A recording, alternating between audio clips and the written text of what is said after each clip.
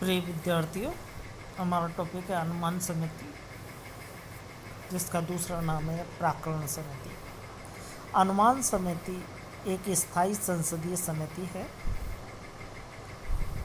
और इस समिति के द्वारा वित्त पर विधायी नियंत्रण रखा जाता है, यानी वित्त पर विधायी नियंत्रण स्थापित करने में इसकी महत्वपूर्ण भूमिका होती है। प्रथम अनुमान समिति का जो गठन है वो 1950 में किया गया था और ऐसा वित्त मंत्री जॉन मथाई की सिफारिश पर किया गया था। यानी इस समिति का सर्वप्रथम जो गठन हुआ था 1950 में हुआ था। इस समिति की में कुल 30 सदस्य होते हैं और ये सभी सदस्य लोकसभा से होते हैं, यानी इसके कुल सदस्यों की संख्या 30 है, जो कि सभी लोकसभा से होते हैं। समिति के अध्यक्ष की जो नियुक्ति है वो सभापति द्वारा इसके सदस्यों में से की जाती है। तो इस प्रकार से अनुमान समिति की ये संरचना है। अब हम देखते हैं अनुमान समिति का काम। अनुमान समिति का काम बजट में सम्मिलित जो अनुमान हैं उनकी जांच करना और सार्वजनिक जो खर्चे हैं उन खर्चों में मितव्ययता के उपाय सुझाना है। यानी बजट जो होता है उस बजट में जो अनुमान है उनकी जांच करना और सार्वजनिक खर्चों में मितव्ययता के उपाय सुझाना। इसलिए इसे सतत मितव्ययता समिति भी कहा जाता है और इस रूप में इसके प्रमुख कार्य जो हैं वो इस प्रकार से हैं।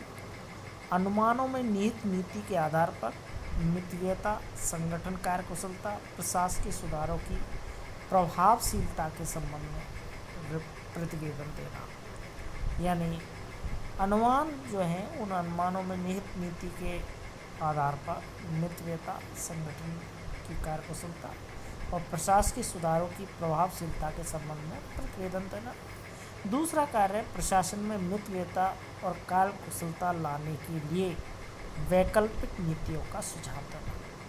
यानी वैकल्पिक नीतियों का सुझाव प्रशासन में मितव्ययता और कार्यकुशलता लाने के संदर्भ में देती है।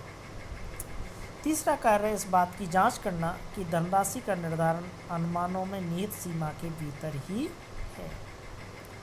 यानी इस बात की जांच की जाती है कि धनराशि का जो निर्धारण है वो अनुमानों में निहित सीमा के भीतर ही है और इसके अलावा संसद के समक्ष अनुमान प्रस्तुत करने संबंधी सुझाव देना। इस प्रकार ये समिति है और संसद के समक्ष प्रस्तुत की जाने वाले अनुमानों में निहित नीतियों से संगति रखते हुए मितव्ययता संबंधी सुझाव देती है।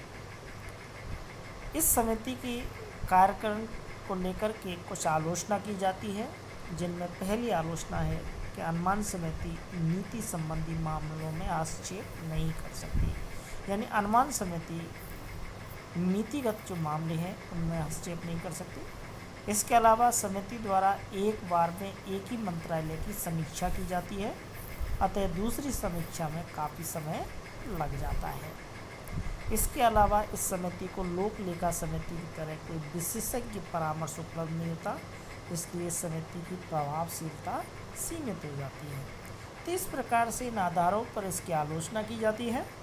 तथापि समिति अच्छे अनुमान बनाने में मंत्रालय की सहायता करती है और कई मामलों में राय देकर नीति निर्माण में सहायता करती है। इसके अलावा मितव्ययता के बारे में सुझाव देकर समिति करदाताओं के धन के उचित उपयोग के बारे में मार्गदर्शन करती है। तो इस प्रकार से हमने देखा कि अनुमान समिति की स्थापना कब हुई, तो उसका संगठन तथा संरचना किस प्रकार से है, इसके कार्य क्या हैं और इसकी आलोचना के बिंदु कौन कौन से हैं। Thank you.